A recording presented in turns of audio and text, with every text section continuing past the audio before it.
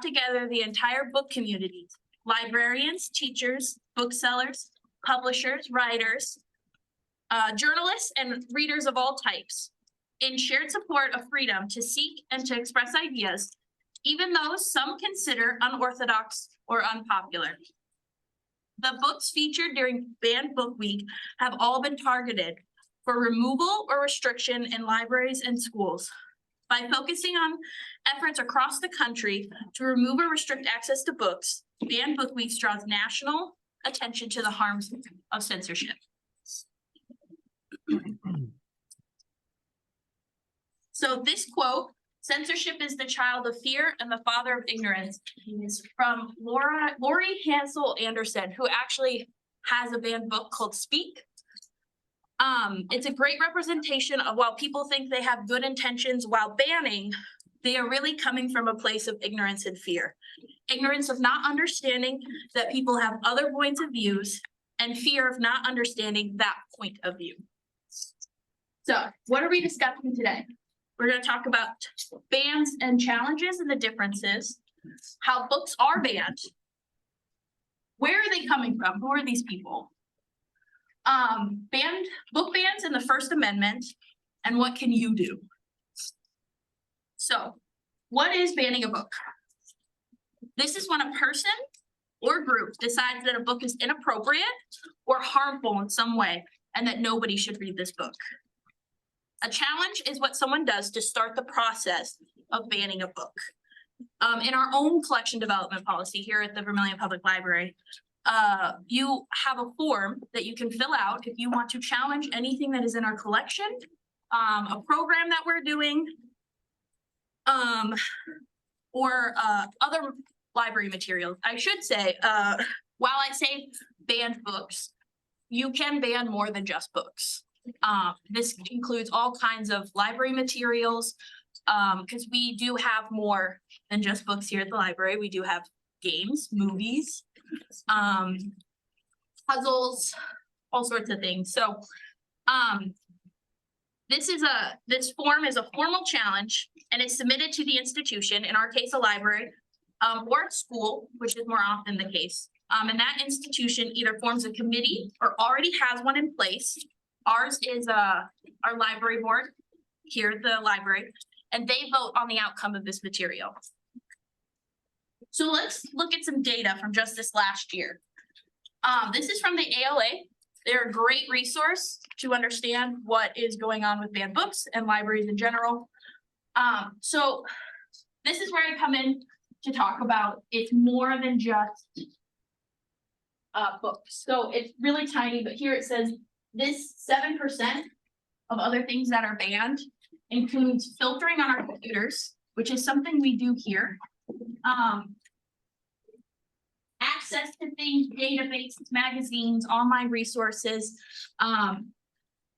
social media, stuff like that. Films, 1% of bans from this last year were films. There were 1,269 challenges in 2022. That is nearly double from 2021. In the whole country, or? In the whole country. And these are just the trackable ones. This isn't even, these are just the ones recorded. There are plenty that are not recorded. Displays and exhibits. So we do book displays here at the library. You've probably seen them. We like to post about them. We've not had issues here, but I live in Yankton, and I know in Yankton they had issues this last June with a Pride display, and it caused some issues. They have people coming to board meetings and stuff. So that does happen. 82%, which is all the blue here on this graphic, you can see are books, graphic novels, and textbooks, because this does include public libraries and schools. So here you can see where it's happening. So normally it's mostly just schools. So when they talk about that, it's actually comes up to 51% because they split school libraries and schools themselves. 48% in public libraries.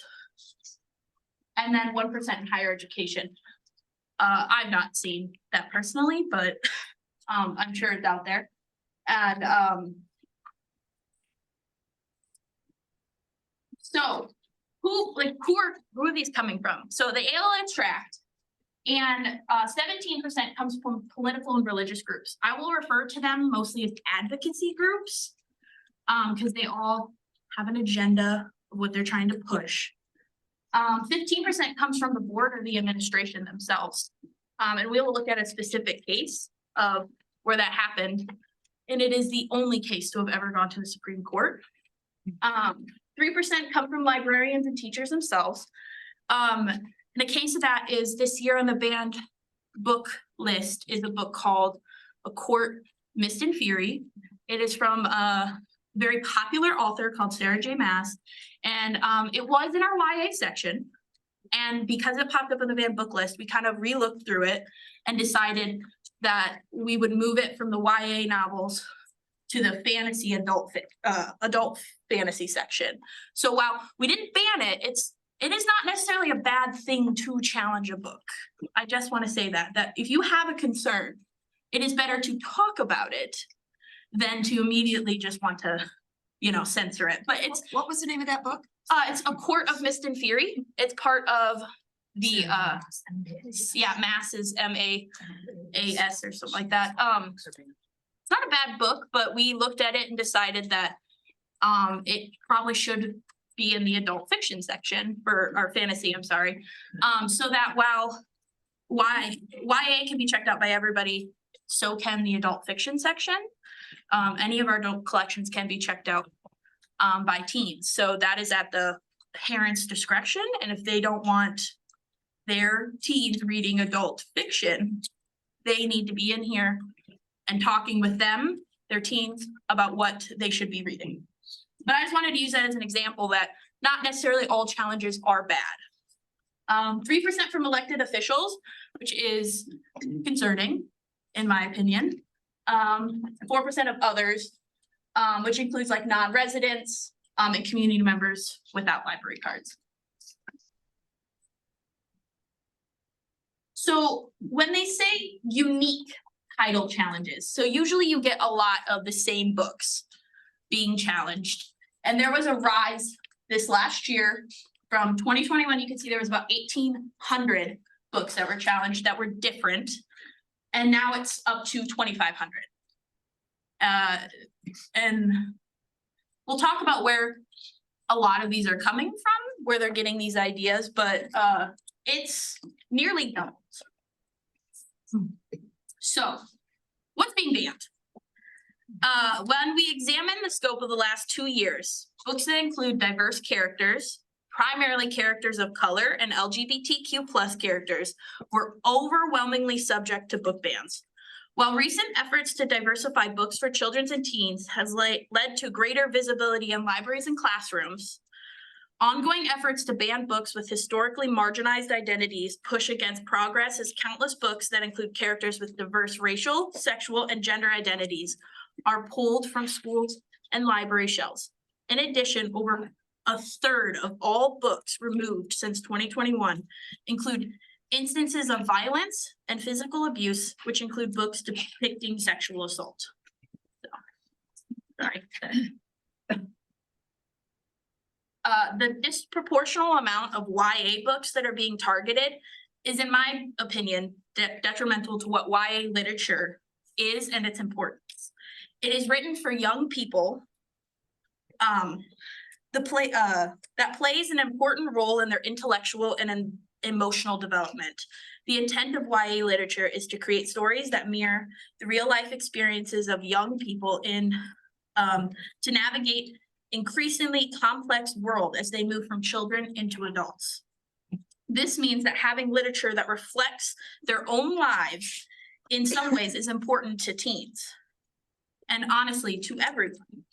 And this is the main issue with a lot of these challenges. Most challenges dispute certain parts of a written work without the consideration of the nature of the work as whole. So a lot of times, and I know I've seen videos of it, of being a librarian. Every one of my friends feels the need to send me every video about books, and including book bans. So it is appreciated, but I've seen videos of politicians or people at board meetings just reading excerpts from books, and it sounds terrible. without the context of the whole book. It really does. But when you take a look at the book as a whole, so while a book about a teenager, like in that novel I brought up earlier, a teen is sexually assaulted, and that book actually talks about what to do after. Who do you talk to? How you need to speak up.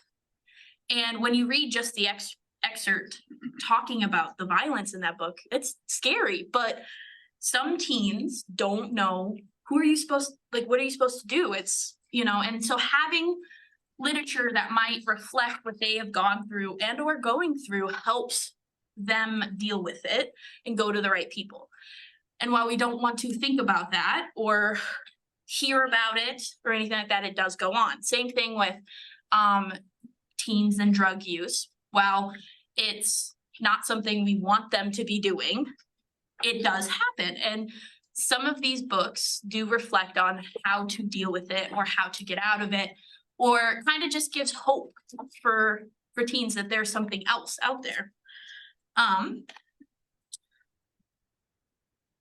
So let's see. So who's banning? At the top, we do have parents. I put them out there because that's generally who makes up these advocacy groups and state legislature representatives. And then also a lot of challenges do come from just a person. They're not part of any group. They're just concerned. And that's, like I said before, challenges are not an issue, but if you're not willing to talk about or learn about why these books who have been selected by librarians and your educators, they chose them for a reason. There's a lesson in them. So advocacy groups like Moms for Liberty, which is now considered a hate group, they are who I would consider. We like here at the library, in 2022, we did a drag queen story time, politics aside. It happened here in this room, and we got calls from a group out in Rapid City. They called us probably 20 times a day, complaining about it. And if that group had been based here, that would have been something we could have taken into consideration. But none of these people were community members, and none of these people lived here. It did not affect them. Their taxes did not pay for this library. So I think that's important to remember. While we did acknowledge and talk to them, poor Dan talked to every single one of them, and we treated them respectfully, even though they were calling us groomers and pedophiles. It was a program that a certain part of this community wanted, and we helped them do it. So it's important to remember that these groups mean well. They sort of mean well. I'm sorry. How do I word this? They think they're doing good. They want to protect children, and in their minds, this is how you do it. The concerning one, in my opinion, is state legislator. We're gonna look actually really quick where I think a lot of these groups are getting their ideas on what books to challenge. So there's this of course it's not good. Oh, my bad. Yeah.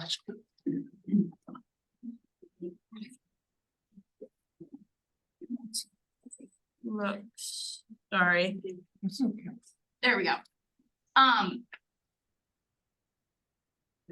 This is a site that is created from a former Moms of Liberty participant, part of that group, however you wanna. So they claim this site is a book review site. They claim they have no agenda and that they have no political affiliation. I don't believe that, but so here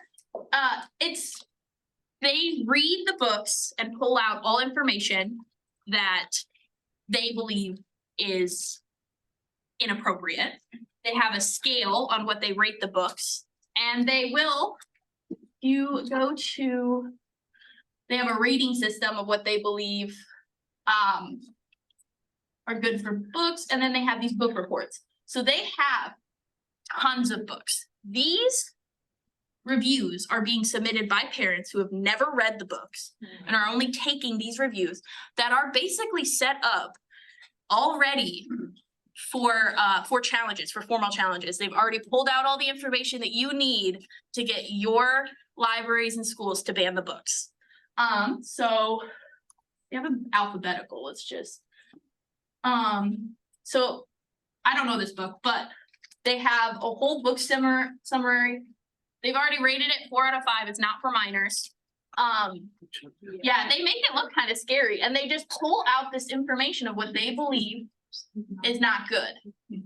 He's not for minors. No. Yeah. He's an adult. Yeah, and that might be the case. I'm not saying it's not. I'd like to say I don't know this book, Yeah. but they will pick books Yeah.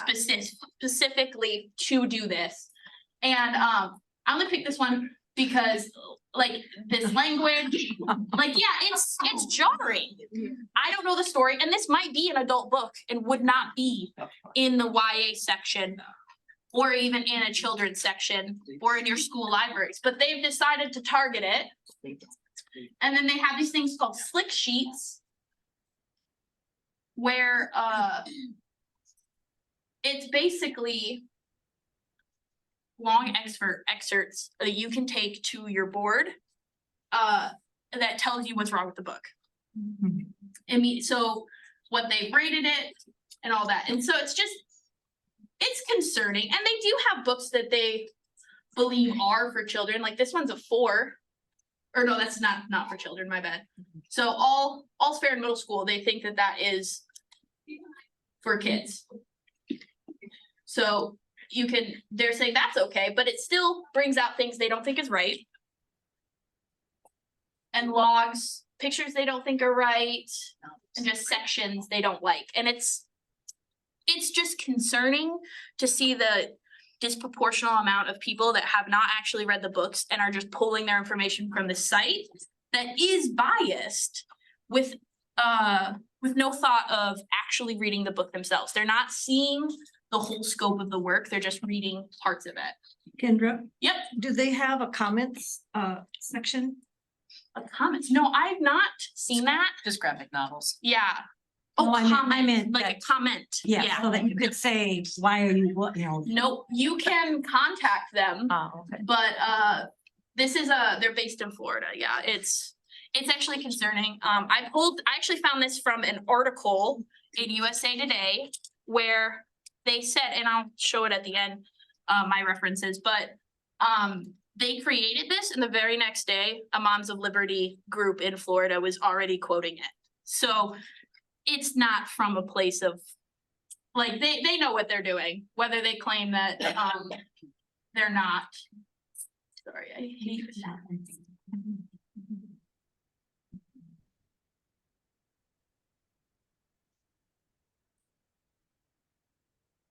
Okay. So. And then we will be looking at like state legislator here in South Dakota, actually, that have happened in regards to banning books. So,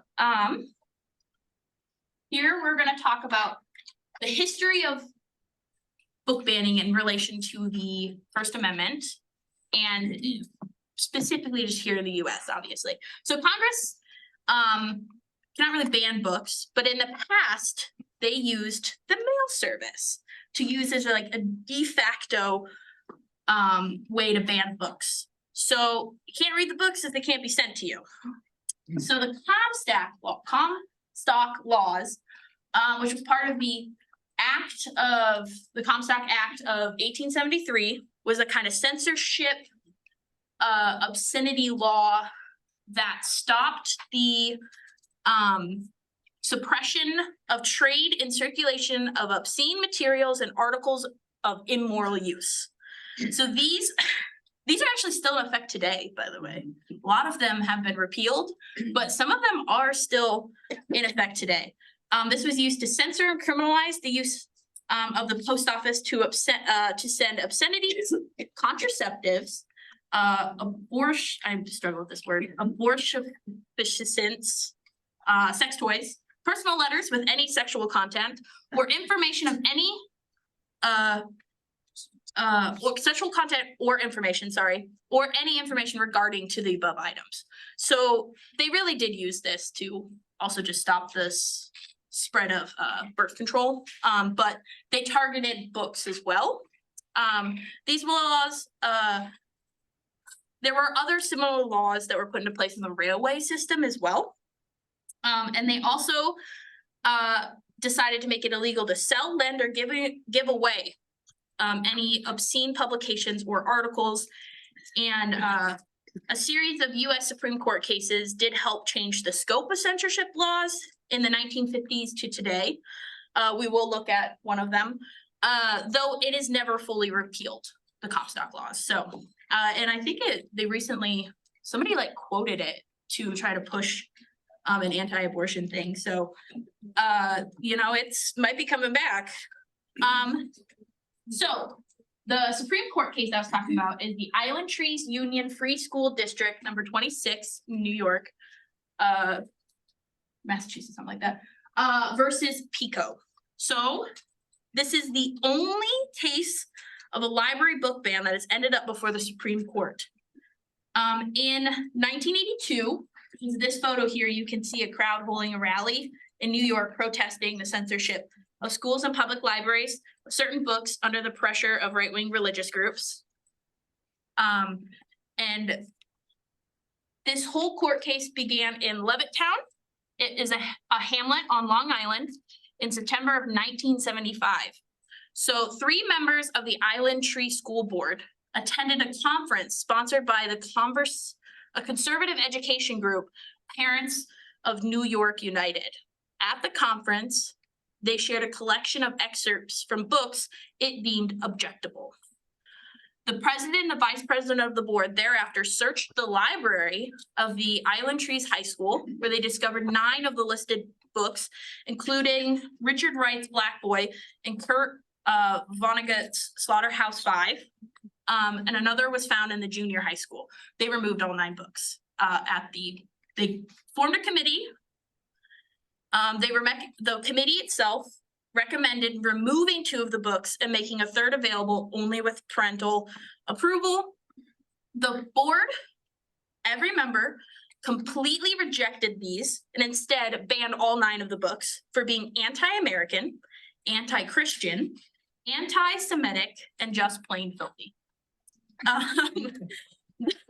So the New York Civil Liberties Union then, on behalf of these students and council president Stephen Pico, hence the name, and 4 other students, sued the board in 1977. They said that it had been, well, some of the news, the organization, Ira Glasser was head of the New York Civil Liberties Union, had called the board self-appointed vigilantes, and Vonnegut, sorry, I struggle with his name all the time. He was also in attendance at this court case, and he, chain smoking, said it was distressed that this sort of thing can happen in my country. So I thought it was kind of cool he showed up. So most of the banished books dealt with race or racial ethnic minorities, which we are still seeing today. Black Boy, Eldridge Cleaver, Soul of Ice, Down These Mean Streets, Laughing Boy, Best Short Stories of Negro Writers edited by Langston Hughes. And they got rid of Go Ask Alice, about a drug-addicted teen girl, and Desmond Morris's The Naked Ape, a zoological approach to human evolution. So the students asked the New York Federal Court to declare the book's actions unconstitutional and ordered the board to return the 9 books, which they claimed had been banned, not because they lacked educational value, but because particular passages in the books offended the board members on social, political, and moral tastes. So, the community itself, a lot of people thought that the board was kind of right and that the students were radicals. And they felt like that was like a badge of honor, that they were fighting for censorship, or against censorship, I should say. In 1979, the district court ruled in favor of the school board. And it reasoned that while the removal of such books from a school library may indeed, in this court's view, does reflect a misguided educational philosophy, it does not constitute a sharp or direct infringement of any First Amendment rights. So an appellate court reversed that decision in 1980 and remanded that the case back to the district court, prompting the Supreme Court to step in. In June of 1982, the court ruled 5-4 in the students' favor. Justice William J. Brennan Jr., in his opinion, wrote that while local school boards have a substantial legitimate role to play in the determination of school library content, those boards' authority must be exercised in a manner that comports with the transcendent imperatives of the First Amendment. So in other words, the school officials can't ditch books just because they don't like them. And over the summer of 1982, 1,200 Island Tree parents petitioned to return the banned books to the library shelves. The board wanted to slap the books with parental notification required warning, which the ALA does not like that. It's a right of privacy issue, and then also it kind of targets who's reading. You can see it, it's like, who's reading that? Oh, you're reading the stuff I don't like, and now I'm gonna target you, So the New York Attorney General, Robert Adams, brought those issues up and said, no, you can't do it. And so finally, 1983, the books were restored with no restrictions, and the board did so reluctantly. So, board member Christina Falasso had said, "Until the day I die, I refuse to budge on my position. Since when is it demeaning to take the filth off library shelves?" So, I've tried to find anything I could about issues in South Dakota in this regard. And while we have had challenges this year as well, I thought it was good to look at the legislation point of it. And there were 2 bills last year. They were struck down, but they were brought up. The Senate Bill 193 was aimed to limit instruction materials harmful to minors in the school setting, and that was killed. And then House Bill 1163, which prohibited the dissemination of obscene material to minors in a public school or public library, saying that we couldn't let kids check out books that were obscene. So what's obscene? How would we have figured that out? It's subjective, absolutely. Well, the mention of drugs, is that too obscene? I don't think that's obscene. I know what goes on with kids and teens. I don't think that's obscene, but somebody else might, their parents might. That could have, thankfully it was killed, because it could have caused a lot of issues in libraries, because we could have been arrested for letting a kid check out a book. Isn't that crazy? So and I guess like we had talked about it, because obviously it made it all the way to the House to be voted on. So we were at the library, we were like, how do we handle this? Like, we can't physically possibly read every single book that comes through the library. It's not possible. So that was some food for thought for a while there. It made us very nervous. So another thing you should understand is you have rights. As library users, you have rights. The ALA, which you can find the Library Bill of Rights on, states several clear rights that you have. So other people should not be able to decide what you can read. So kids rely on parents and teachers for helping select reading materials. But adults can choose their own reading materials. So the Library Bill of Rights states that parents have the right and responsibility to restrict access of their children and only their children to library resources. We have that here as well. We have kids that are not allowed to use the internet. It's stated explicitly on their card that they are not allowed to use the library. And we actually have it, or the internet, I should say, not the library. And we actually have it the other way as well. We have cards that are only to be used to get on the computer. Parents that do not want their kids checking out books. And that is within their right completely.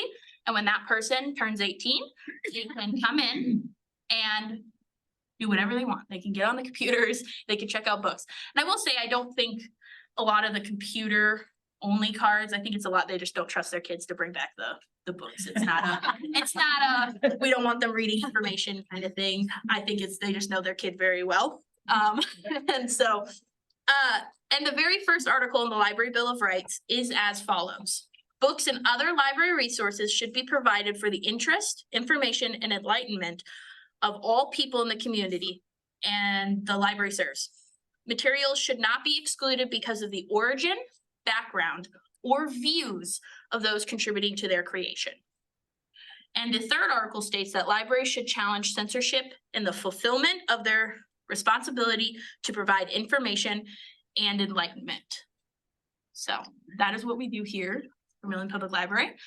We have a collection development policy, like I mentioned earlier, and that outlines everything that we do in the criteria that the books that we buy meet.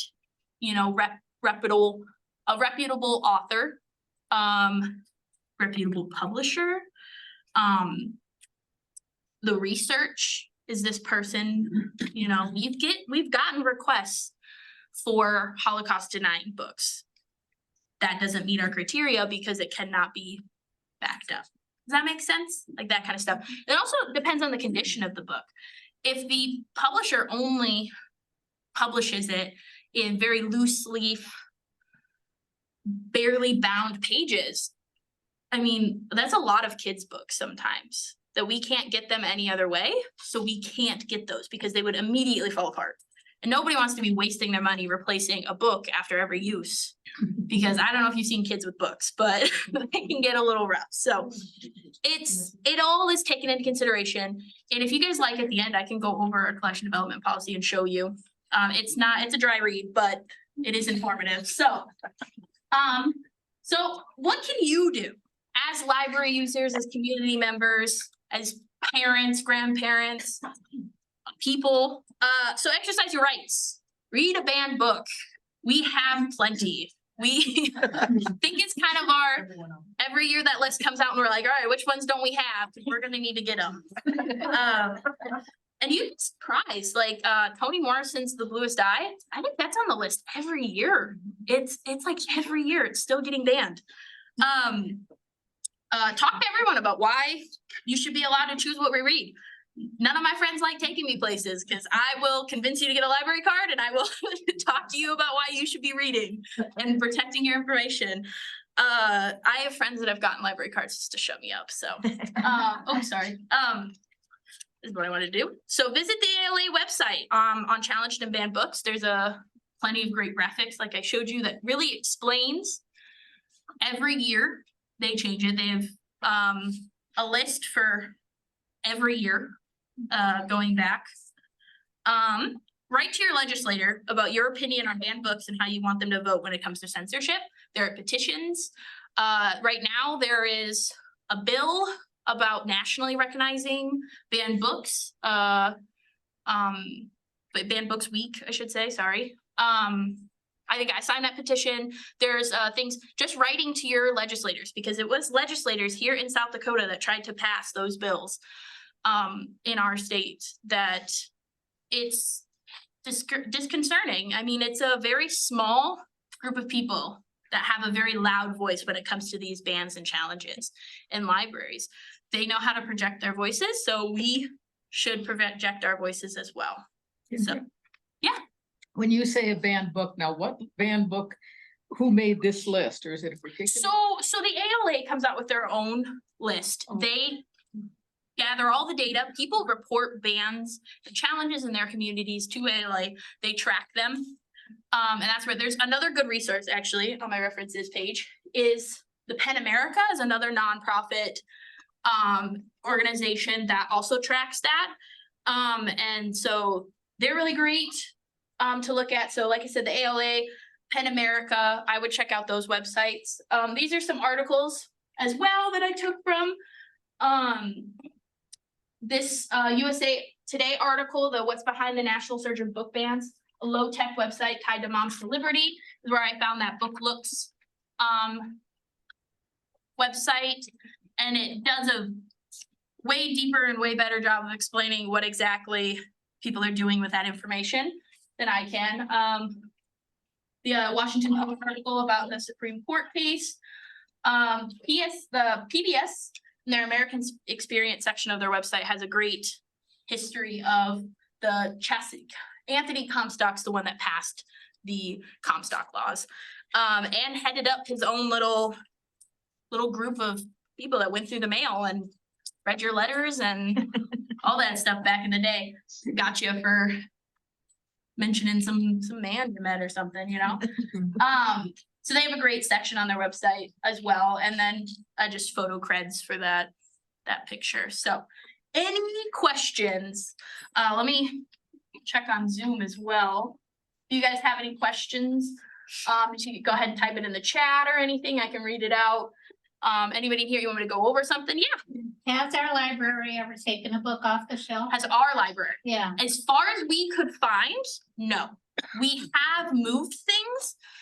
There was I wasn't here for it, but there was a kids book in the nonfiction that had like the text lingo in it, and we didn't know that when it was bought what some of them meant, and so it was saying BMAF. So it means badass motherfucker. And so that was in the kids section. We didn't know. It didn't actually say that. But kids are smart. They're gonna Google. They're gonna be like, what does that mean? Look it up. So we didn't remove it. We just put it in the adult nonfiction. So it is still here, but just moved. And that's why a patron brought that up to us. And so that's why it's good to ask if you have concerns. More than likely, like, we can move it. What was the main book that was challenged ever? I think it might be. The Bible, probably. Oh, the Bible. The Bible. Yeah, it's the Bible, yes, which is also here, by the way. I do know that there was a story in, sorry, I'm not, oops. Stop sharing. There was a banned book display, not that, it was a few years ago before I started, that one of them books that they put on display was the Bible.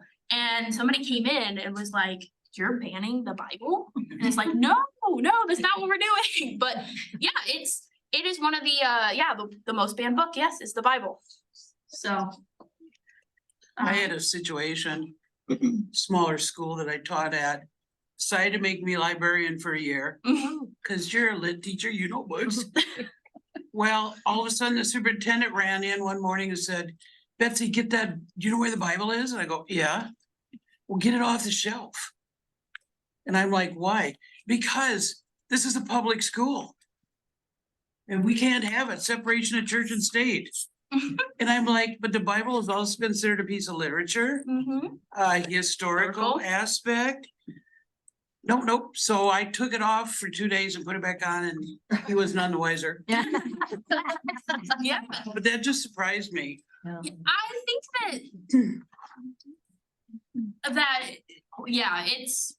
it is weird. Yeah. But there are people that also think that, like, we have the Quran, we should have the Quran. So we challenge, well, then we'll have to take the Bible off the shelves, and then they back off. So, you know, it's hard. And then I understand with school libraries and public libraries, they are different. There is a level of expectation that what your child is getting from school is appropriate for them. And I don't want to say, like I said, that challenges aren't necessarily a bad thing, not necessarily a good thing, but they are important to understand what your kids are being taught. But I also think that if you're challenging it, you should read it. You should ask, why are you teaching this? What importance does this have for my kid to learn that? And that comes up definitely more in school libraries than it does here, you know, nobody's forcing anybody to check out a book here, so. Oh, yeah, and then we'll get to you. Uh, Or whoever wants to go first. I was a librarian at USD in charge of the Learning Research Center, which is for the School of Education, the Okay. K-12 Yeah. library. And we purchased several books about gay parents, Mm-hmm. like Two Daddies. And we had several, and they were fraternity brothers that came and protested to us. And, you know, we explained that that was, you know, our policy Mm-hmm. and everything, and they said, well, we're just gonna come and check them out, never bring them back. Oh. So we took them off the shelf for a little while, just so they couldn't do that. And then apparently they forgot about it and we put them back out. They were days hit, fine. and they were like, never mind. Yeah. Yeah, that's, and that has happened here, some more, controversial books have gone missing. Mm. They've been checked out, never returned, they've just been missing from the shelves, that kind of thing, so, people will do that.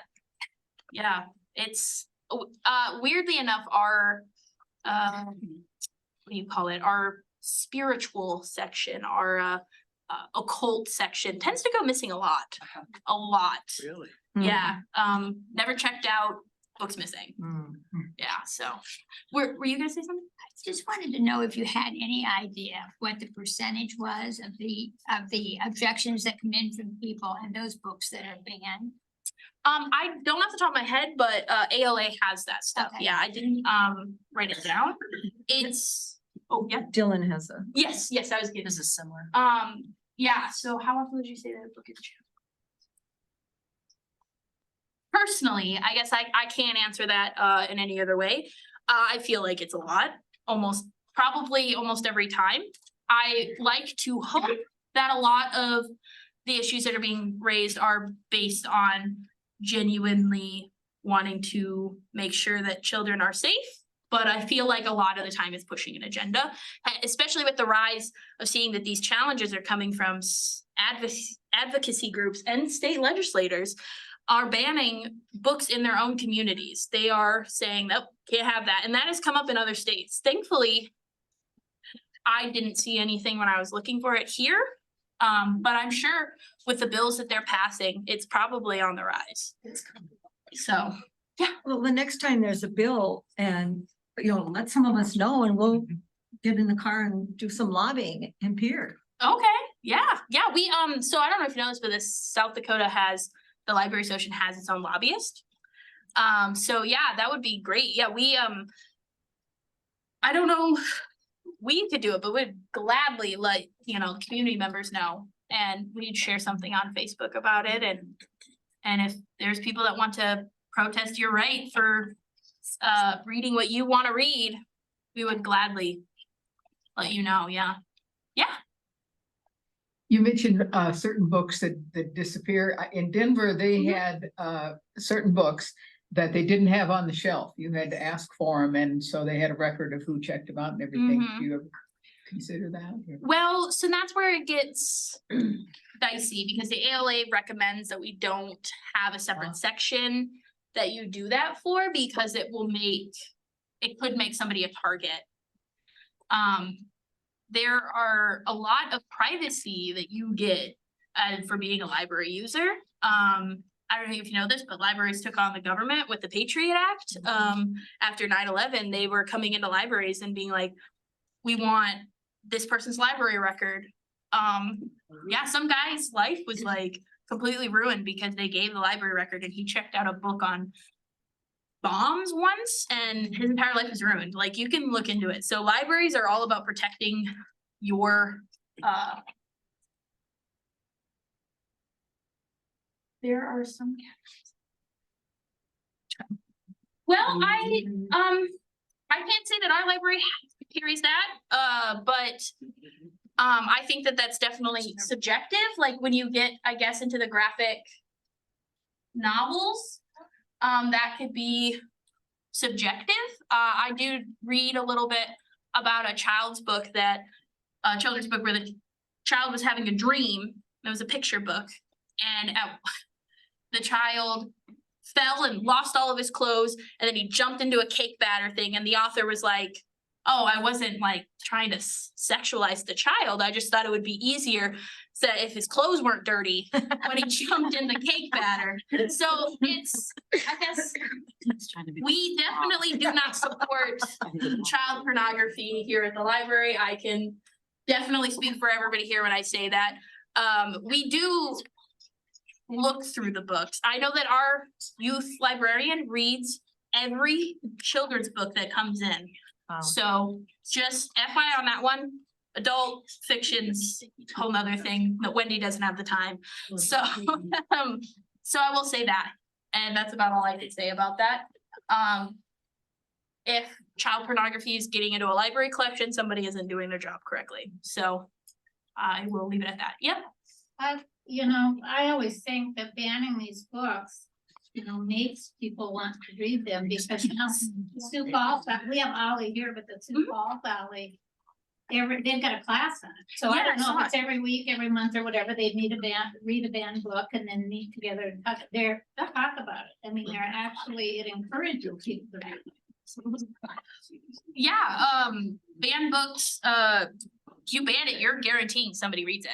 I almost started this with the page from Harry Potter. In the 5th book, I'm a huge Harry Potter fan. In the 5th book, the Professor Umbridge bans this magazine that has an interview in it, and the character Hermione is like, oh, this is the best thing ever. And Harry's like, what are you talking about? Like, and she's like, she just guaranteed every single person here is gonna read it. And they did, and that's proof. Like, I know it's fiction, but that's how it works. You're just guaranteeing because like, oh, what don't you want me to know? Because now I'm gonna read it. And that's what happened with The Court of Mist and Fury. I saw it on the list and I was like, why is this being banned? And I read it and I was like, okay, never mind. Figured it out, and then we moved it. So, it's not necessarily a bad thing. And yes, it is all about perspective. All books are not for every child or every person, but that is why it is completely your right to pick your own books for you and for your children. But as the Library Bill of Rights says, you don't get to decide for other people's children. So you don't have the Quran? No, we do. Oh, Yeah, we have that one. We have several different Bibles. When you went back to child pornography. Yeah. Is there any other thing that it's really illegal for us to possess that's a book? That you can think of? I mean, Like, I don't know, what would it be? I guess I'm not sure I understand. I don't think, like, it's illegal to have that, Child so. pornography is illegal. Exactly, yeah, Is so there anything else that's illegal? that would be in a library? That would be in a That library. you might, that's written, that you don't have in the Off library. limits for you. That what? That's off limits for the library. That you wouldn't Oh. have because it's illegal, I'm just. Well, I guess I'm not for sure because it's illegal, so we wouldn't have. I guess like there, Yes, you would. yeah, I guess like, there's not like a list of things we don't, I guess like, we don't buy. I guess like, If it's illegal. how Yeah, can like, we- I can't- yeah, I can't it's also obtain it. like- Trying to think There what it- it would be. yeah, no, I understand. There, They couldn't purchase it if it was. yeah, illegal. so like, So there'd be no choice. yeah, like, well, there's not a black market for libraries, so. I guess. I just don't understand the question because we wouldn't be able to buy anything that's illegal anyway, so. I'm just thinking you might know something. Well, now it sounds like you're trying to trap me.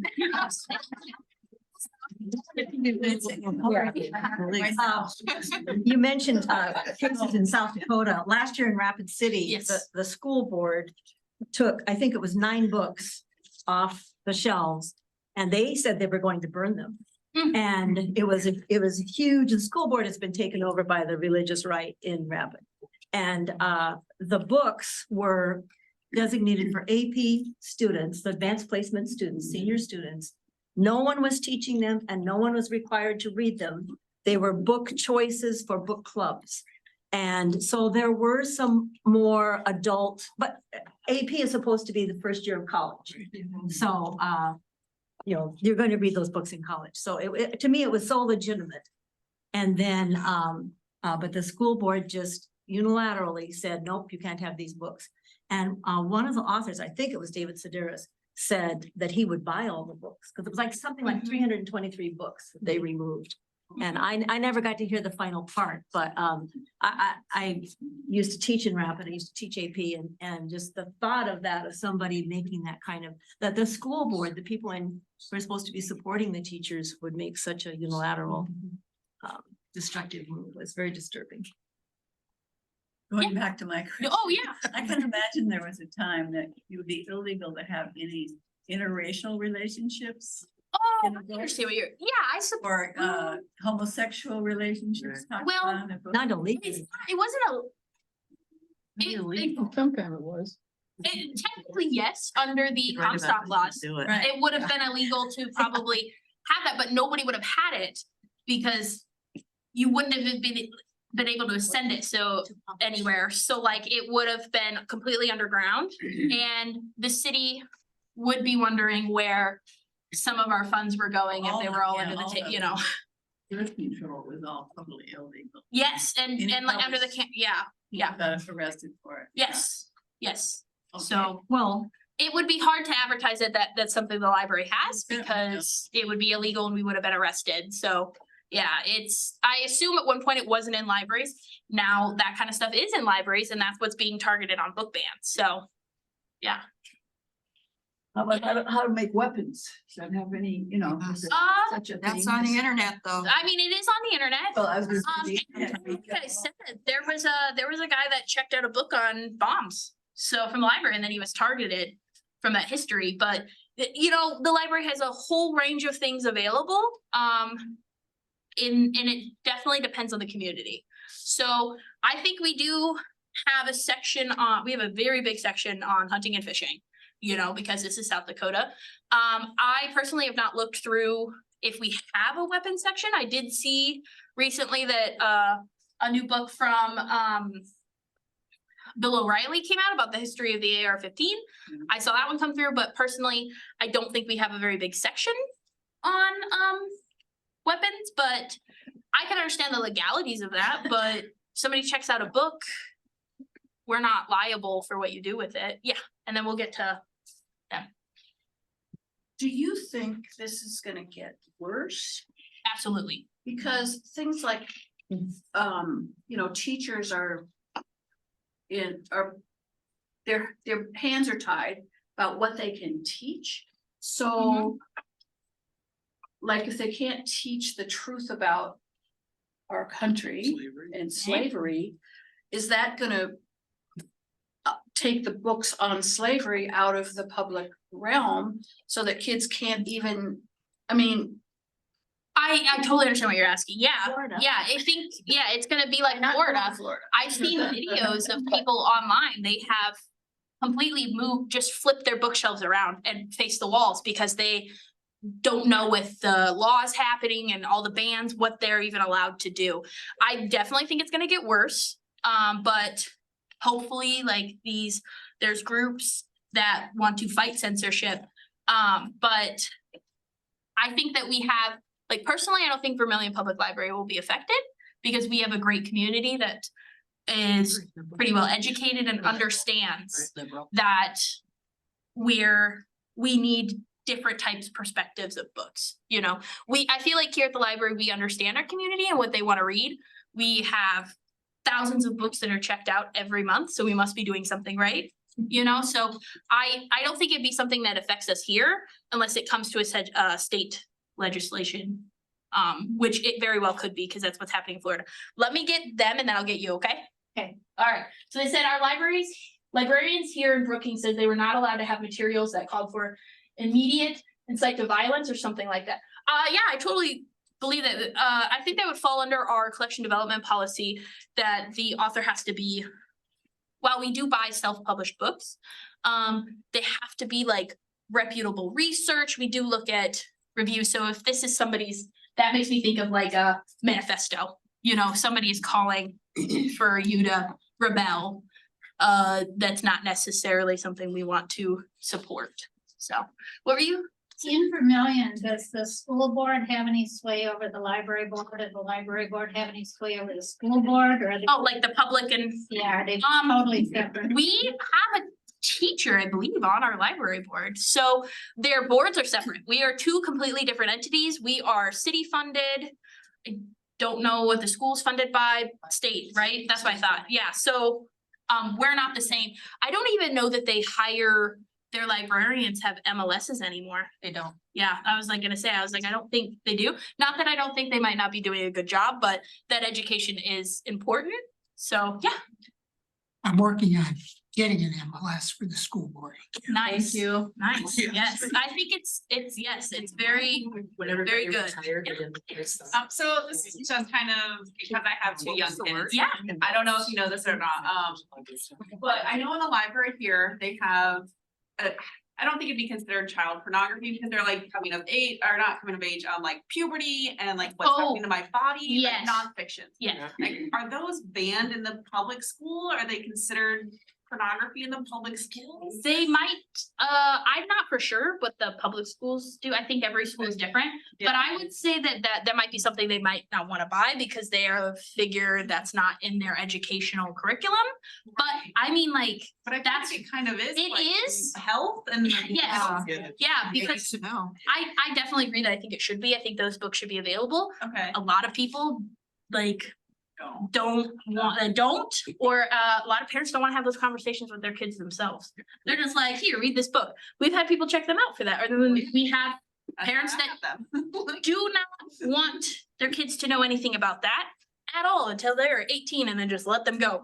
So, you know, I will say that even though a parent might say they don't want their kid to read a certain book, we can't stop them from coming in here, pulling the book off the shelf and not checking it out. They can read a book in the library.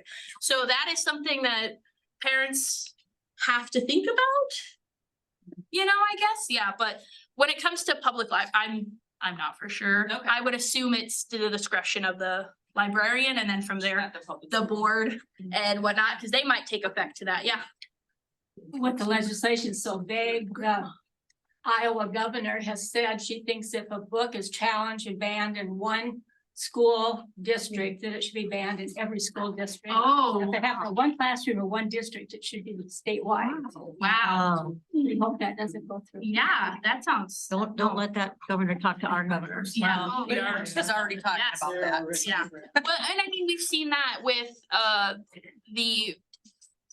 what Christy Nome has done with redoing the social studies, yes, that frustrating. I was almost a social studies teacher, so I'm glad I flipped around and decided to become a librarian, because I don't think I could have handled that at all.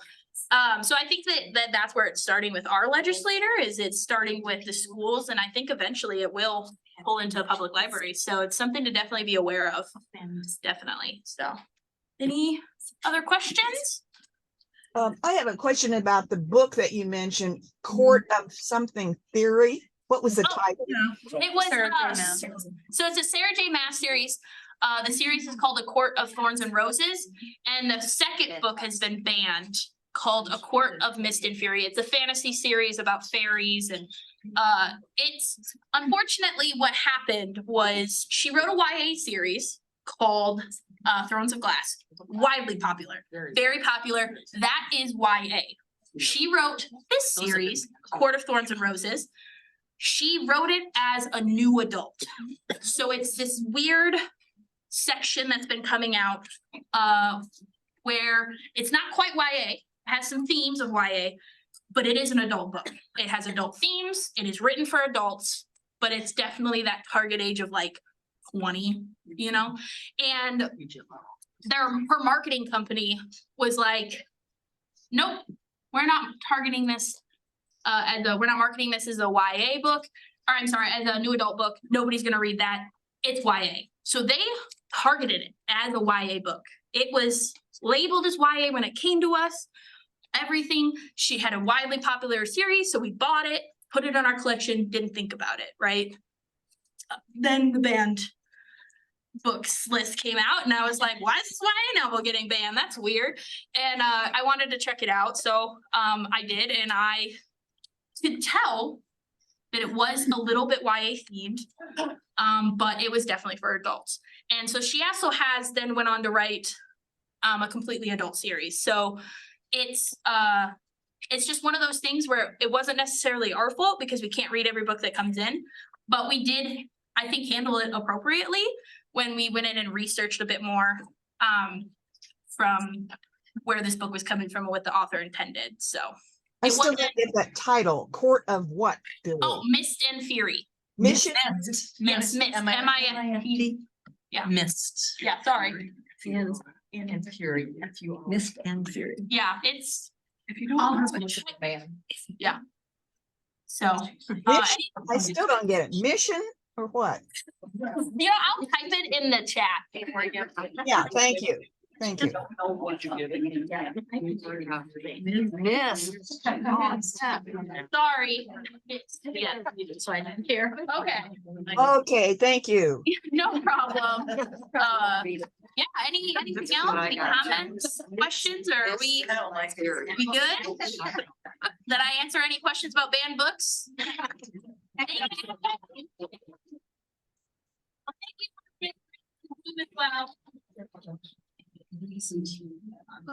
you.